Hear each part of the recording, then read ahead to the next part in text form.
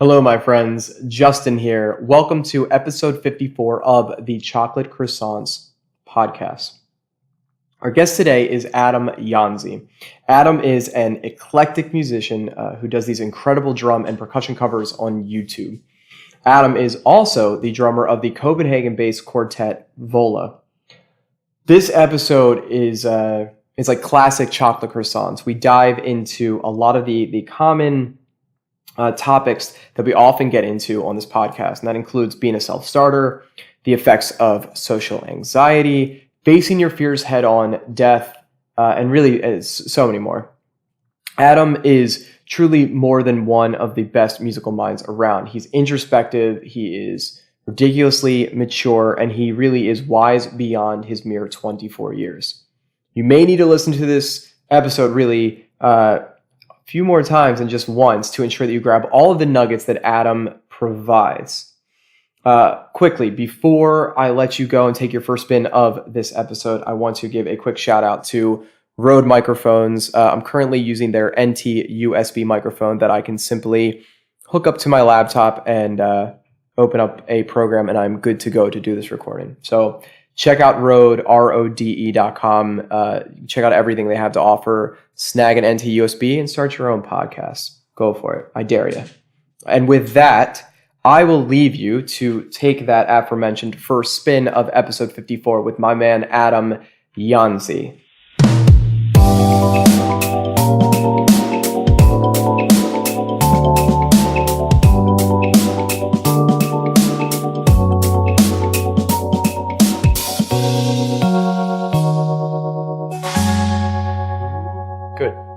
And we are both recording, and I don't see any errors, so we are good to go. All right. So, is this episode 54, Justin? This is... I'm pretty sure it is. Yes, this is 54, because 53 was like the one-year celebration. Yes, so this Correct. is 54. Mm-hmm. We are here with Mr. Adam Janzi, my man from Sweden. Adam, are you in Stockholm? Nope, I'm in Westeros. It's like 1 hour from Stockholm. Got it. Okay, because we've only met in person in Stockholm when Periphery's been there, I'm pretty sure, right? It's been in a major city. Yeah, exactly. Yeah. Excuse me. I thought so. But yeah, well, that's cool. What's it like where you are? What's your town like? It's pretty nice. It's calm, not too hectic.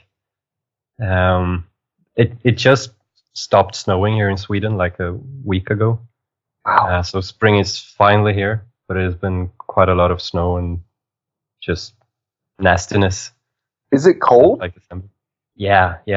It's real intense. I actually was out for like 15 minutes walking once when it was extremely cold, and I lost my like sense in my little finger for like maybe 2 months or something. No. Just because of the cold. Yeah. I thought you were going to say like you lost your glove. Like, oh, I was out in the cold and I lost my glove. And of course, tragedy ensued and here we are. When did that happen, Adam? That was in like February or something. Oh, wow. So how did that affect drumming? I don't know. I didn't think too much about it. I just went ahead and kept drumming, you know. Well, that's good. As long as it wasn't like your fulcrum fingers, then I guess that's a good thing. I feel like the pinky's great for ghost notes. Is it not? The pinky is great for stability. I mean, it's great for everything. Yeah. It's great for control. A lot of drummers, you know, they'll play with their pinkies out when they first start, and that's something that you definitely don't want to have develop into a habit. So that's like the sophisticated drummer, no pinky, the pinky's out. Yeah, I mean, so if you're a drummer and you're listening to this and when you play and you look down at your hands and your pinkies are sticking out, don't do that. Tuck them in, use them, because that muscle along the outside ridge of your hand directly under your pinky on the side is like the second strongest muscle in your hand. And if you neglect to use that, you are really missing out on a lot of good control and strength, and not a good idea. And Adam knows that. So guys who are listening, I mean, nobody knows this, Adam, because people are just being introduced to you, but I've known Adam now probably for, I don't know, man, what, 6, 7 years? Yeah, it's something like that. It's been a long time. So we started working together on when I had Band Happy, I think, right? Yeah, exactly. Yeah. Right. So Adam reached out to me to take online drum lessons, and we did online drum lessons. We did drum lessons in person whenever I would tour with Periphery, and I would be over in Sweden. And then it over time of like after watching Adam play for a while, I realized two things. One, definitely doesn't need to take drum lessons from me anymore. And two, he's one of my favorite drummers. Like, for real, definitely one of my favorite drummers. And, you know, Adam, you have such a unique style to how you play, and I think how you express yourself on the drums, and such a great sense of feel, such a great sense of groove. And when I first started seeing you put out videos, when I first started seeing you really performing, it was really just super gratifying for me to see, because, you know, I know how hard you work, and then to see you just like come into your own as a player and really just like own it and be unique, was just awesome to see. And now I'm legitimately a fan of your playing and your approach. And I'm hoping that those who are listening to this, if they're interested in learning about a new drummer or learning about the music that you play, that they will do some research to follow you on your socials, to check out anything you put out on Facebook or YouTube, and to actually start paying attention to you as a drummer, because I think you have a lot to offer just through your normal abilities. So that's me putting you over in a wrestling term. There you go. Putting you over. I'll play Jordan's role here. There we go. So yeah, speaking of which, Jordan's not with us today, but he's been traveling for work. So it's me, Justin, and Adam, and I'm going to stop talking, and I want to just kind of hear a bit about your story, Adam. So when did you guys first meet? And by the way, so people know, Jordan is taking a bit of a rest because he just made it through WrestleMania weekend in New Orleans. Got it. Yeah. So when did you guys first meet? So what do we say? It was like 6-7 years ago? Yeah, I think so. I was supposed to take a class like in person. Yeah. But that's when you injured your shoulder. Oh wow. So that was the first time that we were supposed to meet in person? Yeah, and we did the Skype thing instead. But had we already worked together on Band Happy at that point, or was that literally the first time we were supposed to get together? That was the first time. Okay, wow. Yeah. It seems like so much longer, but that was back in 20... Could have been 12? Or 2012? Yeah, 2012. Yes. So our math is kind of correct. Yeah, it's been 6 years. Wow. Yeah. That's awesome. Okay. And after that, I think the next time you were in Stockholm was with maybe it was with Devin Townsend when you toured with him. Yep. And that's like when we met in person for the first time. But yeah, most of it was online. Yeah.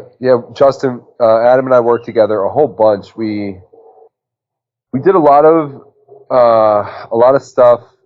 I mean, we talked about playing a lot, and you know, we've gone over a lot of different topics with drumming. But you know, I know we've talked a lot about the business side, and you've come to me with a lot of questions just about marketing yourself and kind of going for it. And what I've always loved about your approach has been you really think outside the box. So I guess that's a good place to start.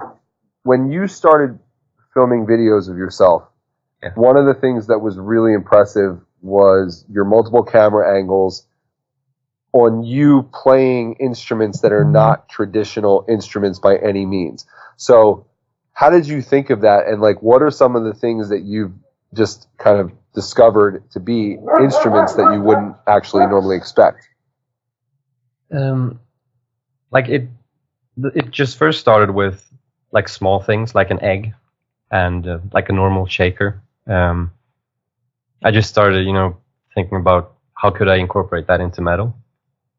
And then, I just went all in on it, and it escalated. I started playing around with a lot of stacks, so I started adding them as percussion as well.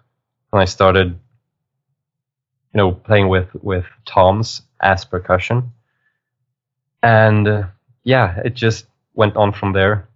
Tried like having a trash can, tried different sort of sticks that I hit against the ground, and once I started doing those videos, those covers, I really wanted to like make the percussion almost as much a part of the cover as the drumming itself.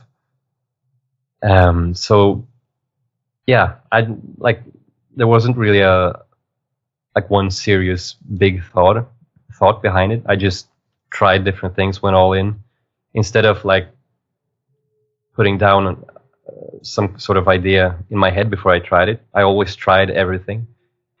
So there are a lot of different percussive elements that I tried to incorporate that I just, it didn't go well, so I didn't incorporate those. But other elements went really well, like the boxes with grass and sand and stuff. So it's like just pure discovery, just trying different things out. It wasn't like a specific thought on I'm gonna do this. This is gonna be the end goal.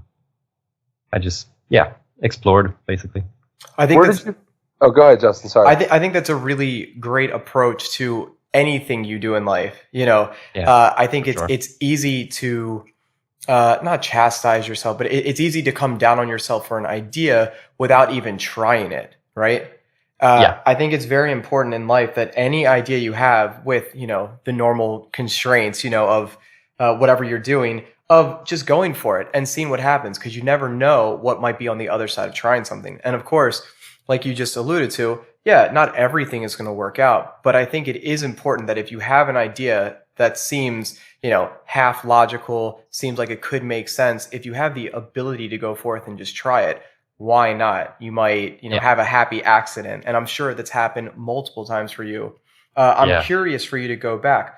When you and Matt started working together, what kind of artist were you as a drummer and a musician at that point?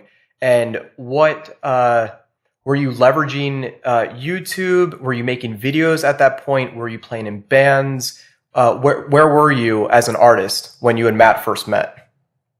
Yeah, at that time I was in a band. Was the band that I had before Vola, that I'm in now, called the Drake Equation. And me and Matt had a lot of sessions about that band, just going about the business stuff and bouncing song ideas and stuff. And like at that time, I obviously was Periphery but specifically then were a huge inspiration for like the band itself. So like we were really into that place.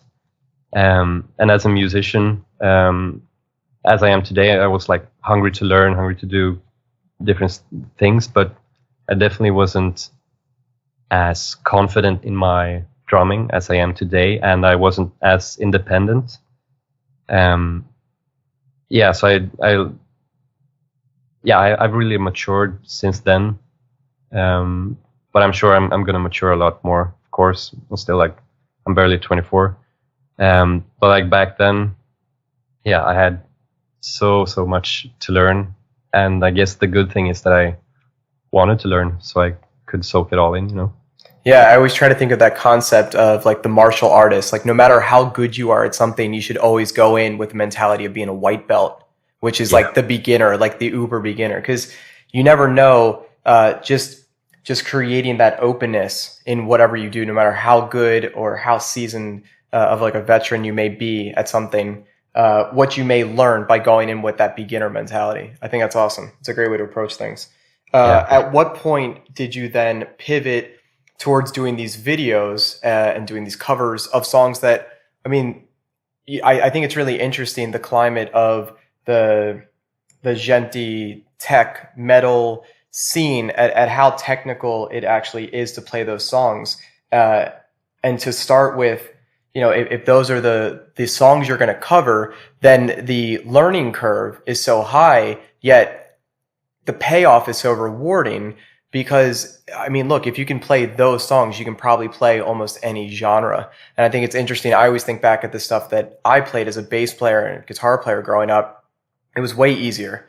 I feel like it is such a service to yourself as a musician to go after and try to tackle songs that are of such high caliber. And the way that you take it, by adding all these percussive elements and trying all these new ideas to make it a bit of your own is so interesting. So can you tell us about when you finally pivoted towards taking on your own kind of like social media platform, doing the YouTube covers? What was the idea behind that, and where do you see it going?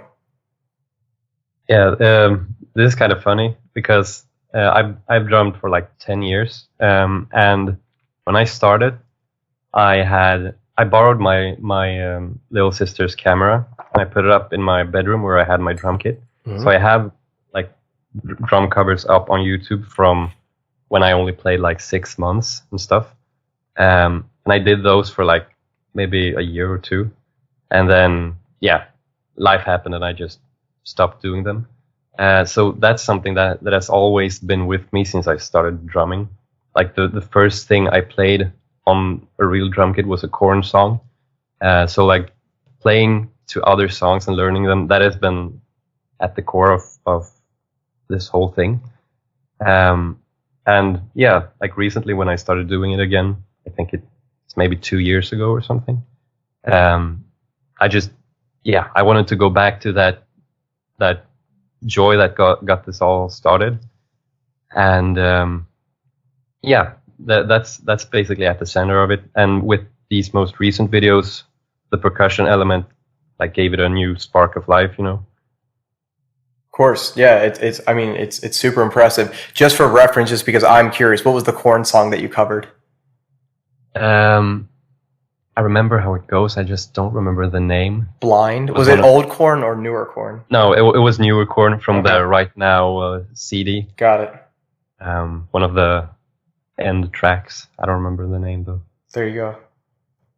Very interesting. Yeah, I think it's I think using a social platform like YouTube is so beneficial, and I think having your own refreshing, unique spin on how you present yourself, because I think it's easy to, or not easy, but nowadays it seems like so many out there are doing similar to what you're doing with your covers, yet they're setting up all these professional angles and they're going to mix it super professionally and it's going to be very polished. The whole production is very polished. And I think going the route that you went is very unique and very refreshing. And of course, your playing, which is the most important part, is stellar. So that draws the user in immediately, which is fantastic. Obviously, I think that should be the first part of it. But then I think it is interesting, all the different angles and the different camera shots that you put layered on top of the main shot. I think it's all great.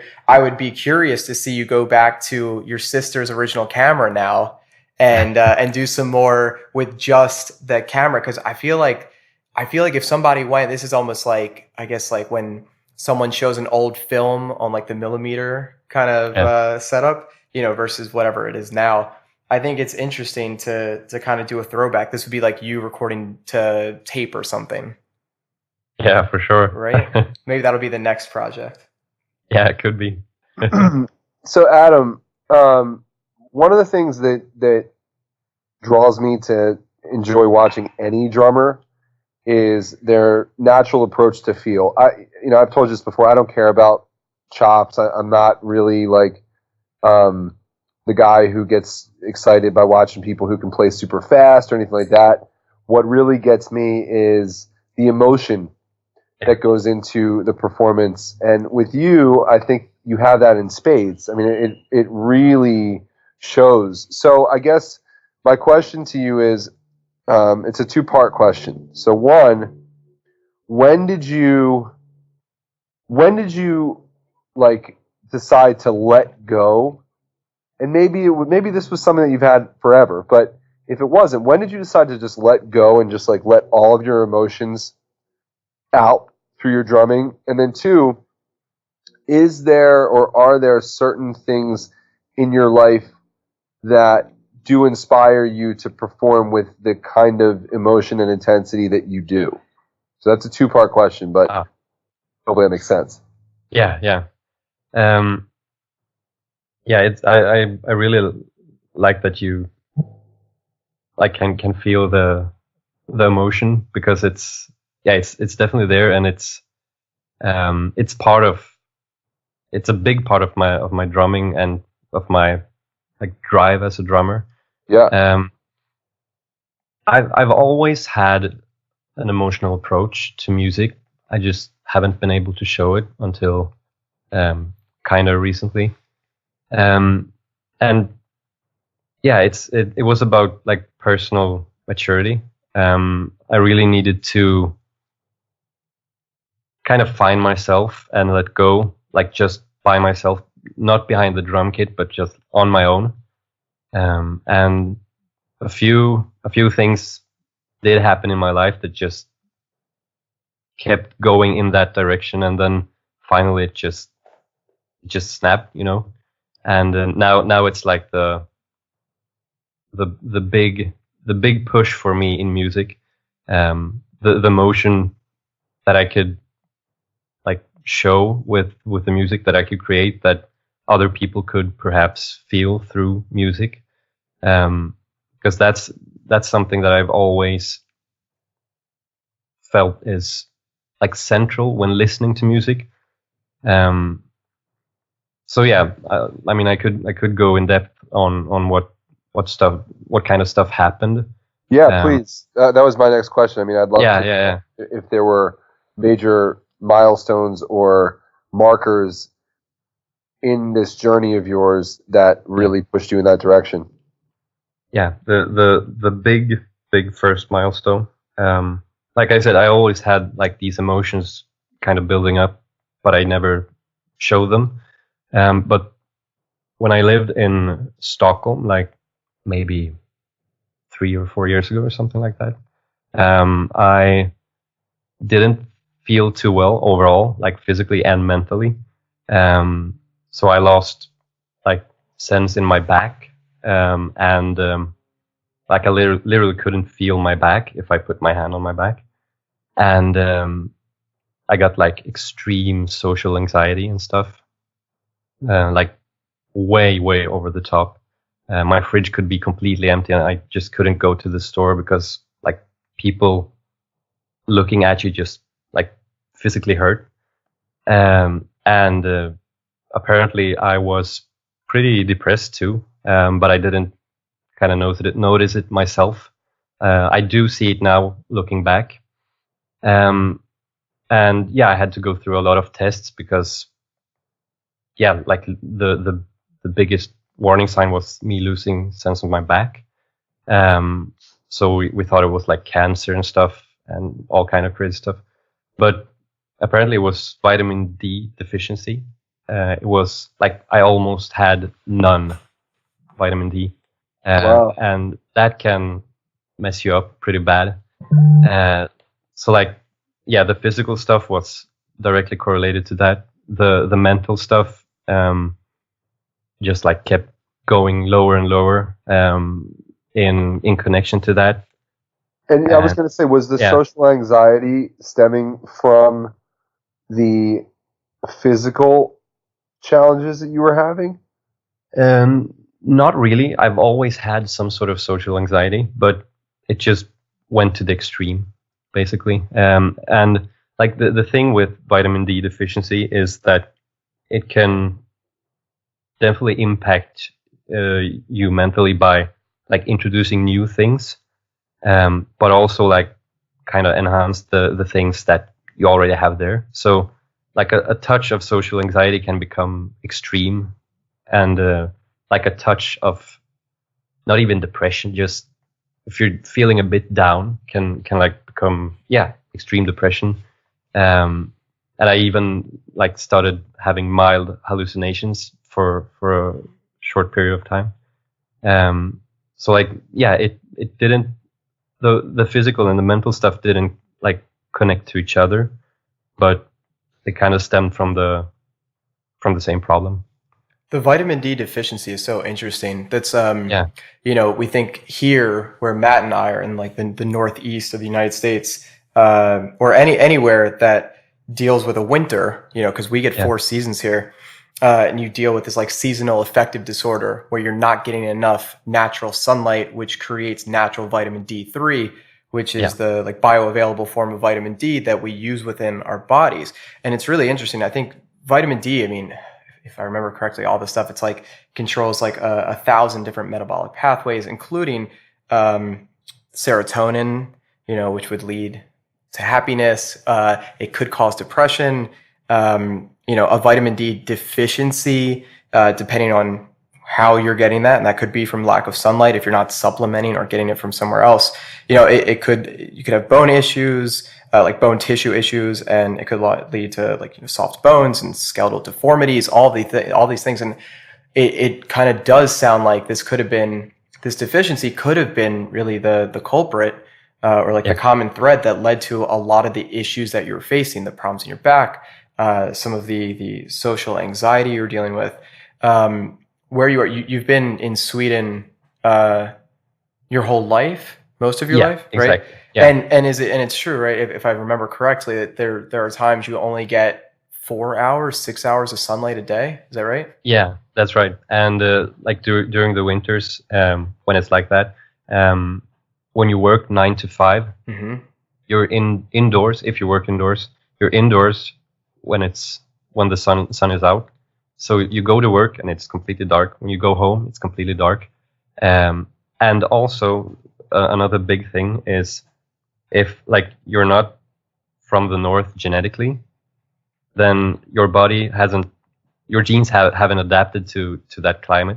So like vitamin D deficiency is like pretty normal overall, of course, but pretty normal in people who have darker skin.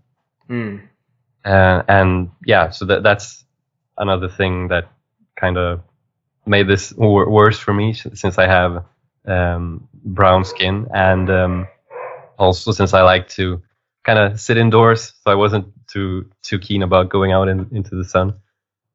Yeah, it makes total sense, and of course, what is nice out there is that you can simply get you can get a blood test, and you can see if you are deficient in any vitamins, minerals, etc.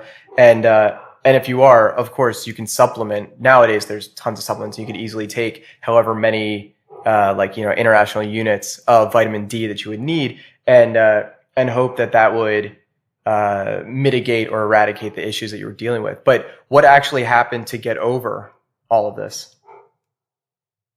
Yeah, as soon as I started eating vitamin D, it took maybe a month or two, and I was kind of feeling like a new person.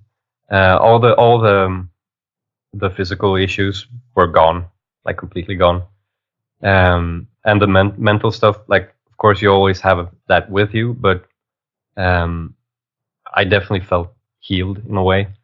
And now I just keep eating vitamin D, being more conscious about being out in the sun and keeping track of my nutrition.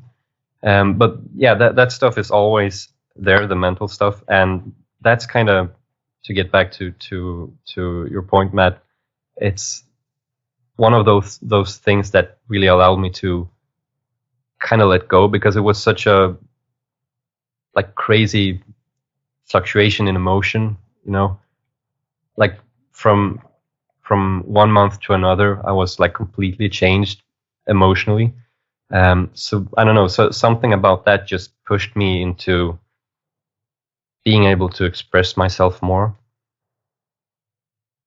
Yeah, you probably felt almost liberated from it in a way, and you got a chance to really express yourself. And that seems like a huge thing, because social anxiety can be crippling to people. Yeah. Let alone having physical ailments as well. Or deficiencies, as you described, but getting past the mental hurdles can be tough. But it's really amazing to know that something as simple as taking a vitamin every day could really help with that. And I say that it is kind kind of comical, but I even have a bit of a vitamin D deficiency. I found out recently from a blood test. So I've been taking it, and my mood is substantially better. So for anyone listening who may feel a little bit down or depressed, or have don't get enough sun, maybe you don't feel great all the time, look into that. Get it, go to your doctor, get a blood test, or figure out if you are deficient in vitamin D, because it can definitely change a lot for you, not just like in your blood levels, but your mood, your vibe. And in your case, Adam, it seems to really help to let your confidence shine through. But I'm curious, and I still want to hear some of the other milestones. But before we go down there, I just want to kind of go down a different road for a minute. When you were facing some of that social anxiety, obviously the vitamin D helped, but were there things that you were actively doing as well to push yourself to get out more, to be a little bit more extroverted? Yeah. I obviously had to kind of face those things, because some of them were there before this whole thing, and of course they were still there afterwards. And basically I didn't have a plan on how to tackle stuff. I didn't write different scenarios down and think things through. I just took one thing at a time, just went at it. So if I had trouble greeting people in the store, I just started doing that. If I had trouble speaking to random people at parties, I just started doing that, no matter how weird it felt. And of course it took time. There's still stuff that I need to work on, but yeah, the whole thing about fear overall, which kind of ties together to another one of those more recent milestones. It's just about facing it. I don't know. I don't know how to better explain it. I guess. Oh, sorry. I didn't mean to cut you off. Go ahead. No worries. Well, I guess my question was, there's a lot of people who, I guess, for lack of better terminology, they're not self-starters in this sense. They need someone to direct them or tell them, or they need to understand that facing your fears is simply just putting yourself in the situations that cause you to feel fear or anxiety and facing it and actually being in it. Where did you learn that? Was that something that you read? I don't know. I kind of always had that. I didn't find it in a book or something. I think it's part of this drive as a musician. I knew that these kind of things were obstacles, and yeah, deep down somehow I just had that feeling that I need to tackle these things if I'm gonna survive as a musician in this world. And that's the thing that I want the most. So it was just about pure introspection and just going right after it. But I'm sure that there are good sources from psychologists on how to really tackle specific fears. Regarding phobias, there are obviously specific instructions, you could say, on how to tackle phobias. But with social anxiety, yeah, I don't really have a proper answer to anyone wondering how to get started if they're not a self-starter. Okay. I mean, I think you just answered it, though, to be honest. It's a matter of figuring out what is causing you the anxiety, what is causing you the fear, getting out and practicing. And it seems like for your social anxiety, what you were doing was, you were afraid to go to the store. You had trepidation about getting out there and, ordering a coffee or meeting people, or going to an event or whatever it was. It just seems like you decided one day, well, I have to live. I'm going to do this.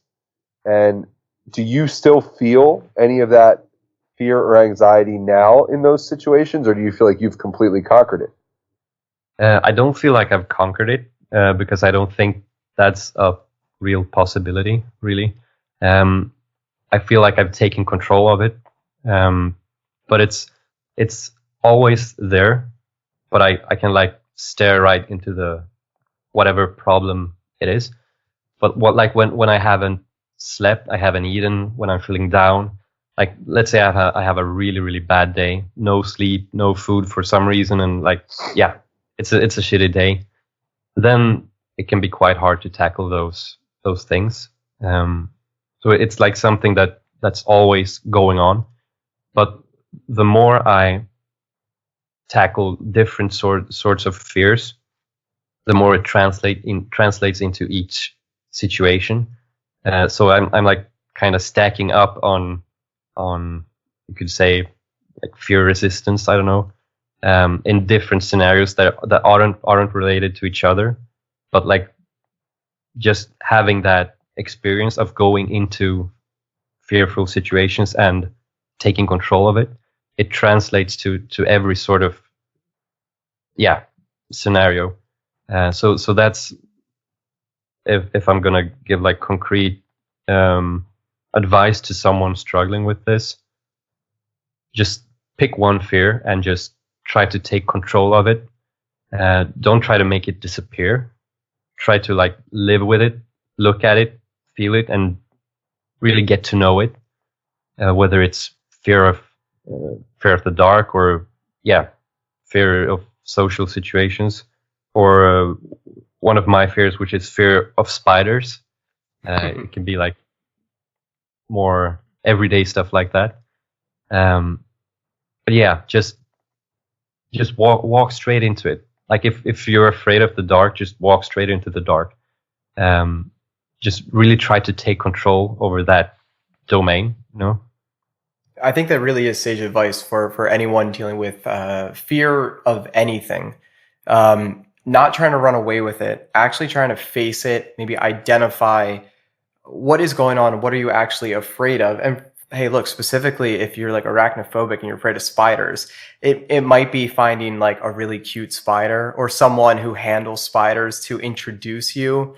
And really then it's just pushing yourself. It's kind of like, I'm sure it could be a very similar feeling for a lot of people to facing maybe skydiving or jumping off a cliff into some water, who has a fear of heights, something of that nature, where really you identify the actual fear, and instead of trying to ignore it, because it can always then rear its ugly head at any point in life and become a situation that then you're not prepared for, is really just identify the fear and then confront it and coming up with a game plan. I think you nicely came up with a game plan. You knew what you were kind of going to do, and you didn't run away from it. I think that's the most important advice people can hear in any fear. And this is really across the board with anything that you're dealing with that you may have a fear of.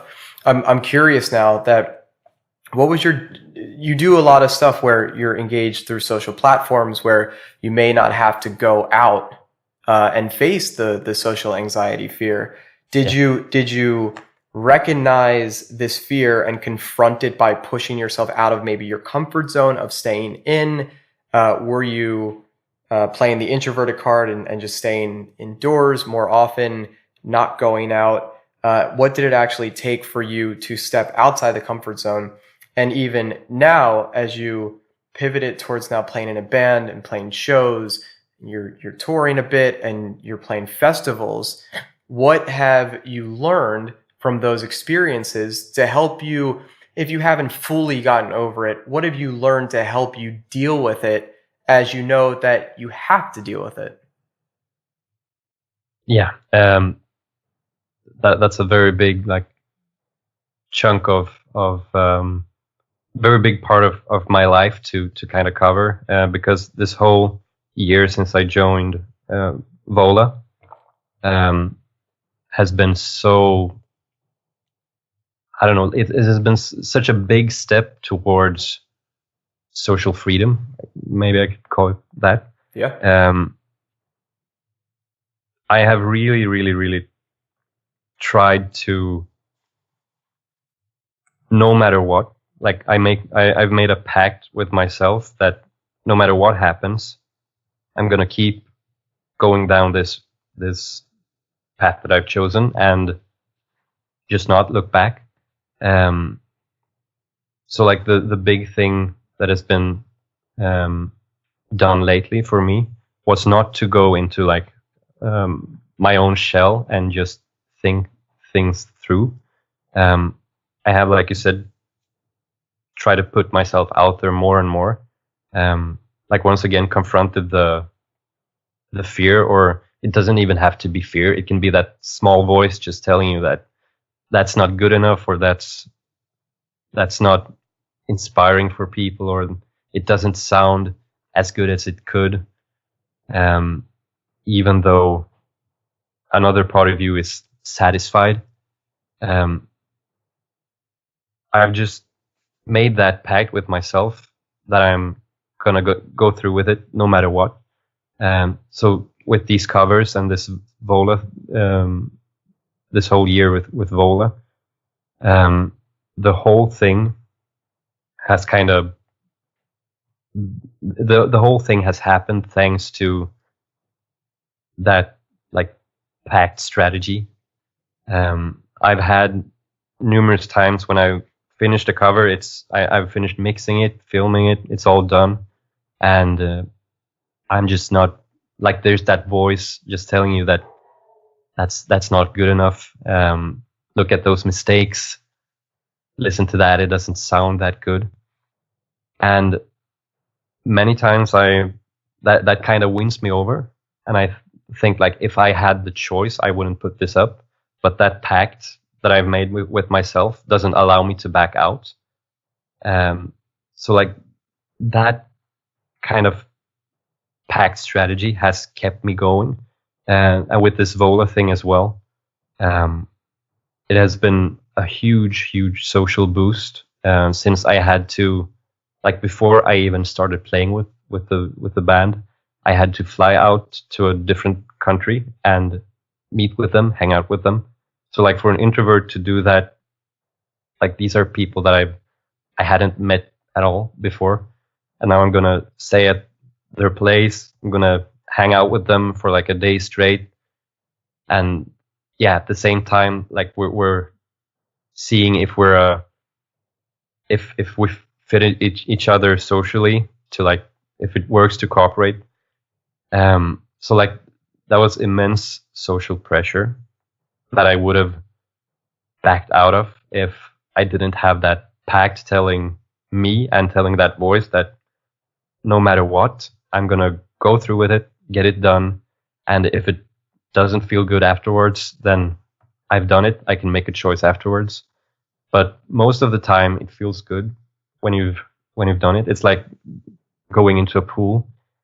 You're freezing when you're dipping your foot in and when you're starting to go in, but once you're in, it's all good, and like you don't mind staying a bit longer. So it's that has been the big thing for me.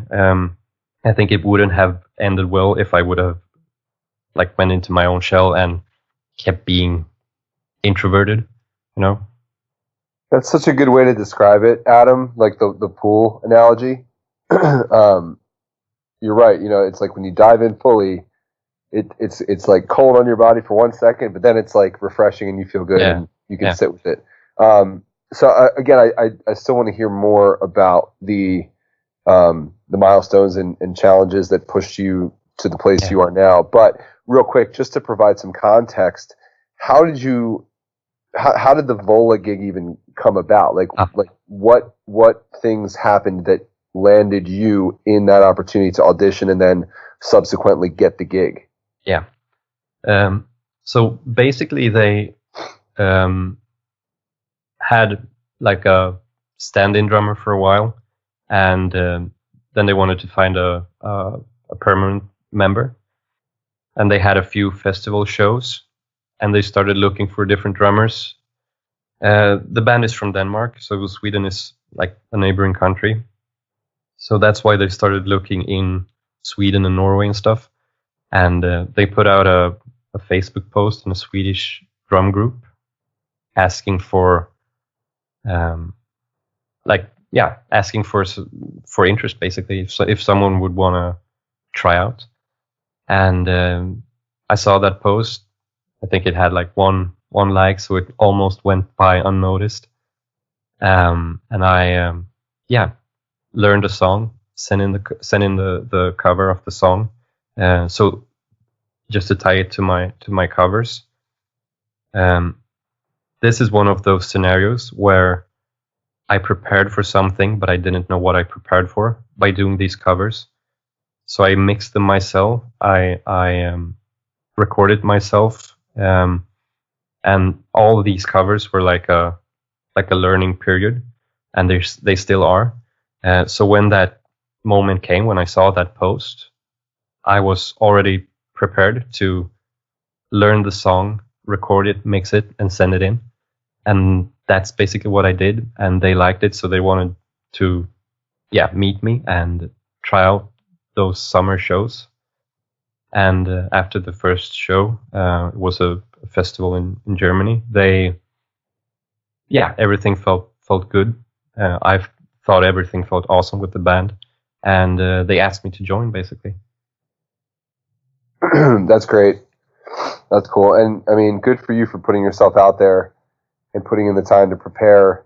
It seems like you saw a window of opportunity, you went for it, and it's now worked out. And what I was going to ask you was kind of like, what's your mindset now in the present and going forward? But you kind of already answered that question when you described the pact that you made with yourself, and that you're going to see this journey through. You're going to continue to play with the band and see where it takes you, and just continue on the path that so far is leading you down the right road.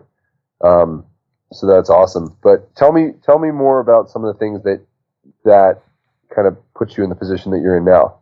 Yeah.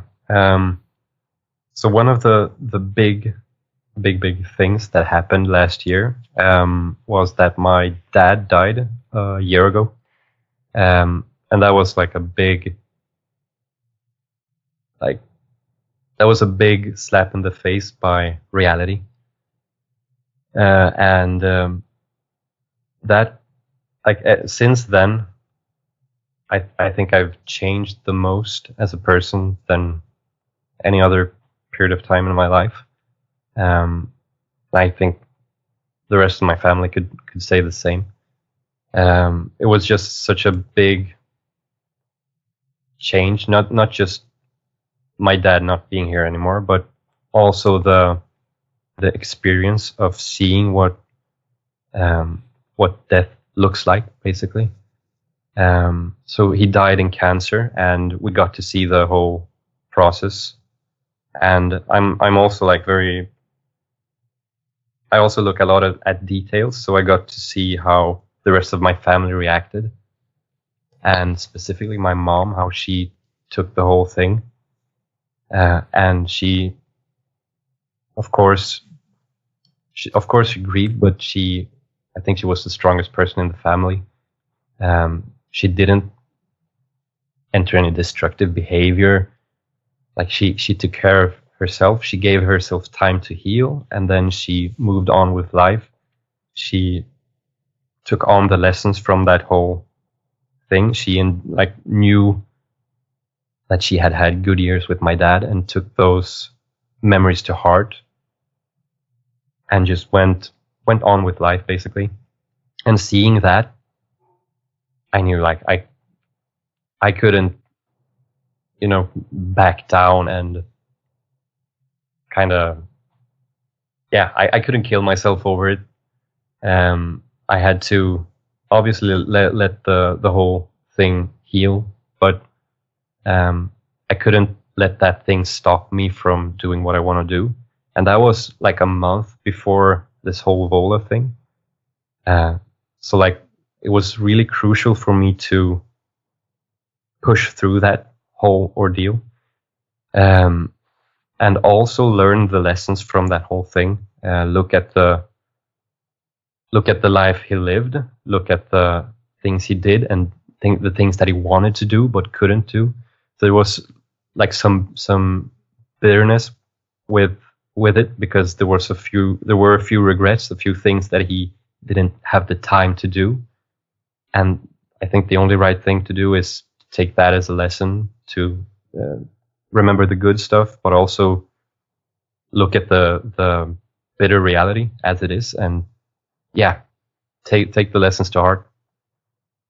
Man, Adam, I'm so sorry that that's something you're sharing on here. And of course we wish that wasn't the case. But it does sound like you were able to take such a trying, emotional, ridiculously hard, probably maybe one of the hardest things you'll ever have to deal with in your life, and you were able to find the light in it, which is so impressive and is so mature. And I know we've talked about death on this podcast before, and as Jordan would say, it's the greatest motivator. And it sounds like you found the motivation through maybe some, your dad saying that there were things that he didn't get to do, and you were able to take that as fuel for your fire moving forward to ensure that you try to do everything you want to do with your life. And I think we can all draw inspiration from that. Are there things, accomplishments, moments in your life that, I mean, you're young, you're 24, of course, but are there things on the bucket list that you say, well, yeah, I mean, I'm not going to wait on this, especially like, I'm sure when the Vola opportunity came up, you said, well, yeah, there's no way in hell I'm going to sit back and wait on this. I'm going to take full advantage of it. What are the other accomplishments and goals that you're hoping to obtain or get through in life? There are quite a few, actually. This whole thing with drumming and music is the major one, of course, and that is my focus. The Vola thing is the main road right now. That's like the what I'm putting most of my energy into. Just learning and getting better is that will always be like the thing on my bucket list that I will never cross off, because that's like the carrot that I'm always going to chase. So you could say that that's on my bucket list, but I'm never going to cross it off. I love it. That's a great one. That's fantastic. And there are a few other musical things that I'm kind of pursuing now. I'm not really ready to share those, but I'm sure I'll be able to do that in the future. But yeah, besides the music, I've really, really, really loved video games my whole life. And one of those major things that I've found now that's kind of on my bucket list is getting into the video game industry, or at least learning how to, like, what's behind making a game. I'm going to try to learn as much as possible, see if perhaps that leads anywhere.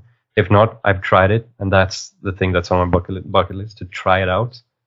And for those who are specifically interested in that, the internet is just brilliant when it comes to learning stuff yourself.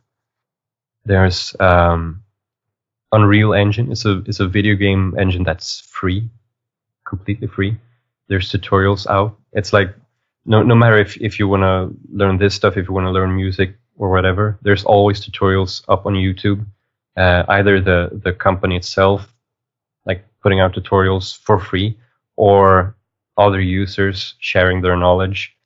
So yeah, that's also something that I'm currently working on.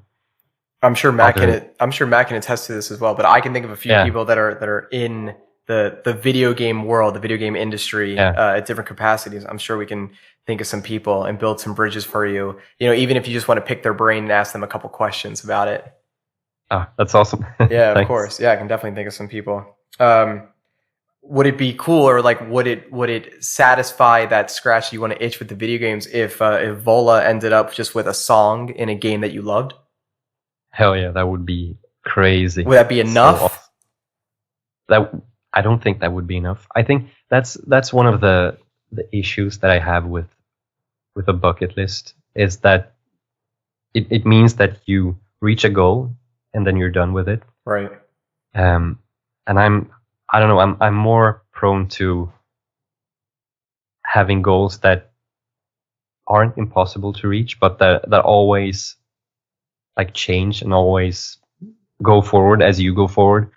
So you don't reach them and like put it on the shelf and go to the next thing. Like the same thing with music or with drumming specifically, or even like you mentioned with martial arts. There's always something new to learn, something new to do. Like we don't have so much time so that we can like completely 100% master something. So that definitely wouldn't be enough. It wouldn't be, but I don't think anything would be, and that's part of the joy with it. I think it's really interesting. There's this amazing mover, Ido Portal. He's like the founder of the movement camps, and he's like they're just amazing movers. They study all these different modalities of, capoeira, which is like a Brazilian style of like dance fighting. If you ever play Tekken, you see what Eddie does. Yeah. Right? Yeah. Eddie kind of does that dance fighting. Yeah, that's capoeira. They study gymnastics and yoga and all these different things. And people say, oh, you've done something for 10 years. You become an expert. You're a master of this. You're a master mover. And he's like, what? Like, what's a master mover? Like, no, man, like this is a pursuit that I'll just do forever. I'll just keep adapting and changing. My goals will keep adapting and changing. And yeah, I think that's super cool, because when you find something that you're ultra passionate about, you don't really want the journey ever to end. And of course, something like playing an instrument, perfecting video games, curating and making videos is definitely something that I don't think you can ever necessarily master, especially if you have such a love for it. Of course, the passion may fade a bit at times, and it might be something that you pivot away from. And being passionate people, we oftentimes will find something else to fulfill that time, which is super cool.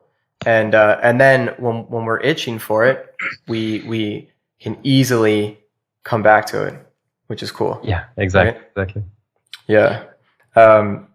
Matt? Yeah. So, well, two things. Were there was there another sort of big milestone? Because those two things or multiple things seem pretty impactful. And, just as an aside, again, I've expressed this to you before, but my condolences for the loss of your dad. You and I obviously have talked about that before briefly, not too in depth, but I remember when it happened, and I'm definitely sorry for that. But it seems like, as Justin said and as you said, you really took that happening and learned from it and studied what the people around you that you care about have, how they approached it, how they handled it. Your mother in particular sounds like she was extremely strong, and that obviously was a great lesson for you to apply to your current situation and to the future when you face hard things. But are there other big things that have occurred in the past year or however long that have kind of put you to where you are now? I mean, the one of the things that kind of was a big lesson for me was like 6 months after my dad's funeral. Me and my girlfriend decided to break up, and like a week later, the family dog died. It was a lot of stuff at the same time. Right. But like immediately, the whole Vola thing was happening at the same time, and I had some other music stuff to work with as well. So I really, really had to deal with those personal things, like on my own time, and just take care of them before they grew to something nasty. Right. You were man, what a good scenario in some ways for those things to happen, because the Vola thing really forced you to focus on that, at least during so many hours of the days, to where and you got to express yourself, you got to be creative, it was a new path that you were forging. It was just everything that is involved with joining a new band, going out on tour, creating music, recording. All of that stuff is extremely engaging.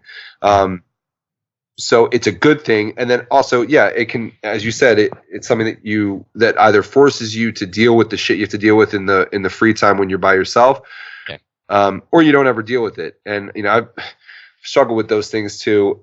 I've lost. I lost my dog when I was on tour, and being on tour during that experience was good and bad. It was good because it kept me busy and kept me focused on what was in front of me, but it was bad because it didn't truly give me the right situation or scenario or time to grieve and really focus. And that had to happen when I finally got home and was alone and could do that. But I can see how that situation kind of makes you either step up or not. And it seems like you definitely stepped up to the plate, dealt with what you needed to, are still dealing with it, I would imagine, but tackled things head first because the opportunity that was presented to you was more important than anything else. It seems like. Yeah, that's completely right. And like the big thing with this whole year, basically, I'm sure you can attest to this as well. Like, we can't throw a pity party for ourselves. Like, people are dealing with shit all the time.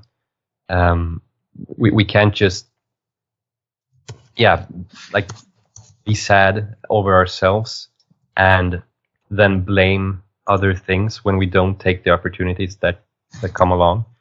Like, of course we need to heal. We need to take some time for ourselves, but we also gotta move on with our lives, basically. Man, I love the pity party remark, because I've been hearing that from my mom the last couple of days. I was in the hunt for these internships, these dietetic internships that you have to do to become a dietitian, and this is so classic Randy Goodman. Look, in hindsight, I would have done numerous things differently, of course, but I mean, what can you do? You just got to keep moving forward, and et cetera, et cetera. And as my mom has said multiple times, and this is like one of the things I'll just always remember, she's like, man, you have to just have your pity party and then freaking move on. It's like, you're allowed to feel those emotions, of course. Yeah. And fuck yeah, feel those emotions. I think that is so important. I know this is definitely a commonality of a topic we talk about. I mean, we exhaust this topic, of course, because it's so important, but especially as guys, like there's no reason we shouldn't be able to just express our emotions and deal with them and emote. Whatever comes out, just let that shit out. There's no reason to harbor those emotions. You need to just, and give yourself some time to grieve and deal with whatever it is that you're dealing with. And then when you're ready, take the nice deep breath and just keep moving forward, because there is nothing else you can do. And I really want to commend you, because I do remember at the point when you did decide to part ways with your girlfriend at the time. I think you made a Facebook post, if I remember correctly, and you and I, we weren't really friends, but we were Facebook friends. We were acquaintances through the Facebook group that people can join and see how lovely you are in there at facebook.com/groups/chocolate croissants. But I remember being Facebook friends with you and you posting that, like, hey, life happens and people grow, and they sometimes end up growing in different directions. And that's cool. There's nothing wrong with that. I think that was one of the most refreshing, mature responses and posts I've seen on Facebook maybe ever. And that was amazing. And so, hey, thanks, man. All the props to you for being so respectful and cordial in what for most is so tough. And a lot of people end up just staying in the relationship. Yeah. Which is wild. So, I mean, hey, great on you. I think that is awesome. Matthew? Thanks, of course. Yeah, no, I remember seeing that too. And I don't know, Adam, you just continue to impress me with, as I mentioned in the beginning, your drumming ability is something that I very much so enjoy. I love watching you play, but hearing how you've matured, hearing your outlook, and getting to know the person you are now versus the person you were 6 years ago is just such a treat. So I have a lot of respect for that. We did get some Facebook questions, but you actually covered them already pretty much. So I don't necessarily want to make you reiterate that stuff, but if there are listeners out there, we do take questions for the group, for the different guests we have, and thank you guys who did submit. Adam, so we're going to wrap this up. Just two quick things. One, what's next for you? Like, what's the immediate thing that you're working on right now? And then two, where can people find you so they can learn more about you, see your videos, and get in touch with you? And tell people about Vola and any dates that we can come see you, and please come see us in Baltimore. We don't have any US dates yet, but we really, really want to go to the US soon. So hopefully sooner than later. So right now we're working on album number 2. We'll release it early fall this year. And we got a few shows this summer, UK Tech Fest in July. Then in August we got Bloodstock Festival and then Euroblast Festival in October. So we got a few shows planned as well, maybe a tour. But yeah, there will be more info on that later, and that will be after the album release, of course. Where can people find you, or where can they find Vola? So I'm on YouTube, on Facebook, on Instagram. I just go by my full name, Adam Janzi, on all platforms basically. And Vola, we're active on all those platforms as well. It's VOLA, simple as that, on Facebook, YouTube, Instagram, Twitter. And if anyone has any questions for the band or for me, feel free to just contact us wherever. We'll reply as quickly as possible. That's awesome. Good for you, man. It's been great to talk to you. I hope I do get to see you soon. I hope that we get a chance to spend more time together the next time that I'm in town. Me too. Typically it's limited. And as Justin said, I do hope that Vola gets a chance to come over to the States. I dig what you guys are doing, so I know a lot of people would here. But yeah, man, well, thank you very much. As a listener to the podcast, I hope you enjoyed being a guest on the podcast. And I know for certain that the other listeners who are paying attention to this episode definitely took something away from it, because I think you had a lot of great things to share. So thank you for that. Thank you, guys. Yeah, man. So just to wrap up, as we normally do, guys listening, if you'd like to get more involved with the podcast and join the conversation, you can do so now by joining the Facebook group. It's facebook.com/groups/chocolate croissants. Go ahead there, request to join, and we will add you immediately, and you can jump right into any one of the conversation threads or introduce yourself. We'd love to know who you are, why you're here, where you're from, so on and so forth. We also do a lot of interaction with the guests there, and just as many daily updates as we can from either ourselves or people in the group. So there's a lot of good engagement. Also want to give a quick shout out to our permanent sponsor, Rode Microphones. Thank you very much to Rode for always supplying us with the microphones that we get to speak into, so that you guys can hear what we have to say and hear what our guests have to say. As always, we appreciate your time. If you have not yet, we would love for you to subscribe to the podcast. You can do that by opening up your favorite podcast app. You can type in the search box Chocolate Croissants, hit the subscribe button, and then you will get notifications on when our new episodes go live. And if you have Wi-Fi, it'll download automatically to your phone, so you can listen when you're on the go as well. If you feel so inclined beyond that to leave a rating or to leave a review, we would love to hear about it. So hop on iTunes, give us a rating, give us a review, and we'll be very thankful, and we will absolutely read it and take any advice, critiques, or praise that you have for us seriously. And when this episode goes out next week, you'll be able to find it on YouTube as well. And Adam, since you are so proficient on the platform of YouTube, you can teach us what we're doing wrong. We would appreciate all of your comments, hatred, support, comment, whatever, criticisms, all of it. Please send it my way. And yes, thank you, Justin. Everybody who doesn't, obviously you guys don't know, but Justin has spent a lot of time over the past couple weeks, and Joe Hamilton as well, uploading these videos to YouTube, getting these episodes up there. So you can now find us on YouTube as well. Just search Chocolate Croissants. But But yeah, guys, thank you for listening to episode 54. And on behalf of myself, Justin, and Jordan, I'm going to take Jordan's line here by saying... Let Adam do it. Oh, yeah, Adam, you do it. Bye-bye. Bye-bye.